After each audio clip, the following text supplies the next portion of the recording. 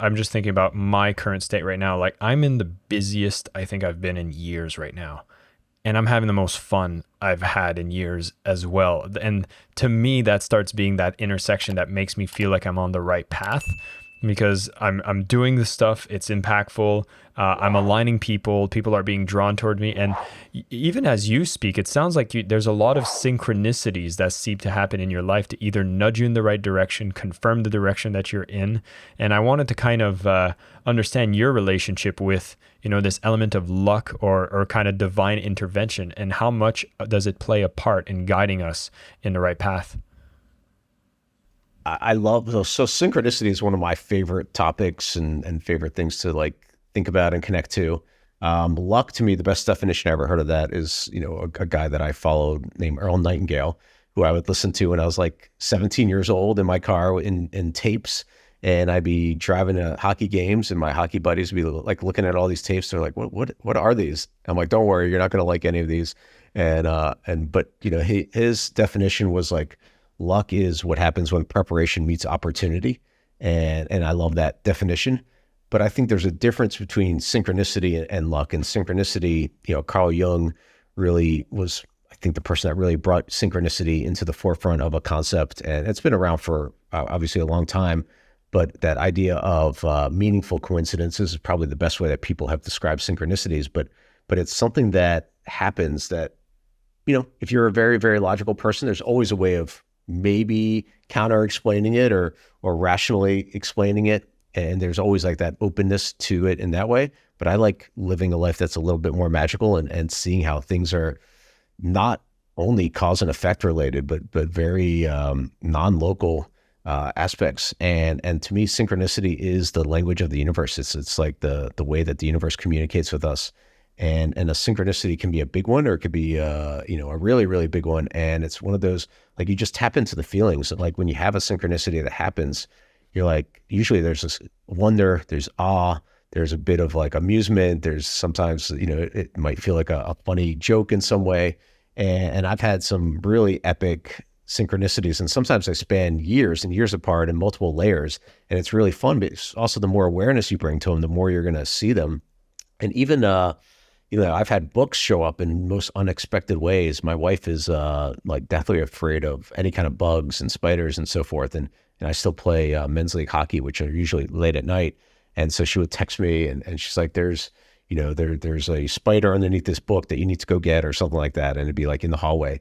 And it was during one of these darker periods of my life. And it was a book called The Great Work of Your Life that she had used to to trap a spider or something like that. And that looked at the Bhagavad Gita from this aspect of people's lives when they fully lived their dharma. And then they got into this like almost like turbocharged aspect. So it's like Nelson Mandela and Susan B. Anthony and Harriet Tubman and all sorts of people throughout history that when they really discover their dharma. And that's where I first got exposed to the Bhagavad Gita and that concept of like the fruit of your labor and different things like that. And it was just such a pivotal book that showed up in the most unexpected way. And I've had multiple books show up like that, or multiple people, multiple allies, and multiple so many things that that I just continue almost like expecting synchronicities to show up and be like, all right, well, this is that. The more magical it is, the more it means that you're on the right path. I love how it's like you can choose the story of what it means, and the fact that you choose that empowered version of the story actually makes the story even more plausible. And if it supports you, to me, that's like the easiest hack, is to just keep aware, look for signs, and then when you see them, show that you keep going. And I've always had these kind of surrender moments, and they usually come from like getting outside of that kind of busyness. And I know you recently wrote about how the whole COVID crisis ended up being like a purposeful pause for kind of humanity as a whole. And I'd be curious to know, from that experience of taking that pause from, the experience and looking at it from that perspective, what are some of the greatest kind of pivots or discoveries and alignments that you've been able to bring into your business and your life? It didn't feel as big of one for me because I had already been exploring so much of this, but it really felt like one for many other people that I've interacted with, where they started asking like, what's the most important thing I should be, is this, should I just be like what is my work that I'm doing? Is that really the most meaningful thing I can be doing? Is, you know, how am I spending my time? How am I, you know, doing whatever? How am I, even at, you know, bigger things like, you know, our trust level in organizations that we thought were trustworthy. And so, you know, I think it's shattered some illusions that people might have had. And I think it was a huge catalyst in so many ways for nudging people into a more aligned direction for whatever that looked like for them. And if you look at it, it's like, you know, even though we don't want to go through these periods of I don't know, turmoil or just very tumultuous sort of topsy-turviness, you look at your own life in a micro and a macro way, those are usually your biggest times that you grow. And obviously, you know, I don't think there's ever been a time like this that we've been so connected because of the internet and other things that it truly was this worldwide phenomenon of everyone going through very similar aspect. And of course, everyone went through it in their own different way based on where they were at home and what they had around them. But, you know, I think almost everyone who went through it looks at that there was probably something deeper that they've come out the other side with because of this force, like, you know, anytime like let's say it's almost like a forced meditation in a way, is a forced stillness. Like anytime you get still, you get more insights. Yeah. Well, and again, having the choice to frame it that way actually makes you start looking at it, every good thing that comes from it as well. So I'm glad we open up that window for people. And, you know, one of the things right now is there's the pause is done, but it's not like we went back to normal. It sounds like we've just stepped into this new reality that's accelerating even faster than before, which was already going pretty Why fast. do we want to go back to normal? Normal wasn't that great before. Well, that's what brings me to asking you, are you excited about the future, and what are some of the coolest things you think are coming up? I am. I mean, I'm pretty much an internal optimist, so I'm definitely excited by the future. And you know, it almost feels like there's. So I go back. I love ancient civilizations and looking at, you know, a much broader, longer perspective of time. And most people would think time is very linear. It goes, you know, from A to B and that's it. But if you look at, there's a lot of civilizations, especially the Mayans and others with the Yugas from India, they all looked at cycles of time and then cycles within cycles. And so when you put that perspective on, it's really interesting. So I think of it, it's actually the last page of the journal, talking about this aspect. And so just like there's day and night, right? Like it's a 12-hour approximate day cycle and 12-hour night cycle. You know, it depends on the time of the year. And then you got your season cycle. That's another cycle.